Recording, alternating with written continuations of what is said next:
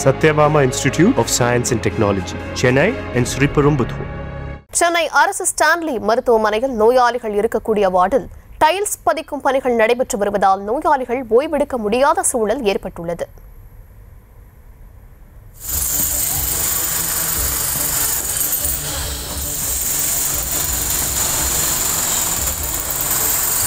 விவரங்களை தர இருக்கிறார் செய்தியாளர் பிரபு. விவரங்களை வழங்கலாம். தர்ஷினி, வணக்கம்.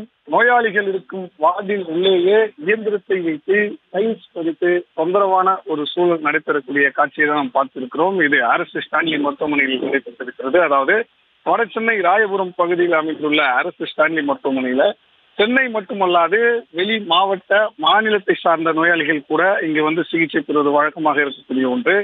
இந்த நிலையில் நோயாளிகள் இருக்கக்கூடிய வார்டின் உள்ளே அந்த பில்டிங் இயந்திரத்தை வைத்து டைல்ஸ் பதிக்கும் பணியானது தற்போது அங்கு நடைபெற்று வருவது அதிர்ச்சியை ஏற்படுத்தி இருக்கிறது.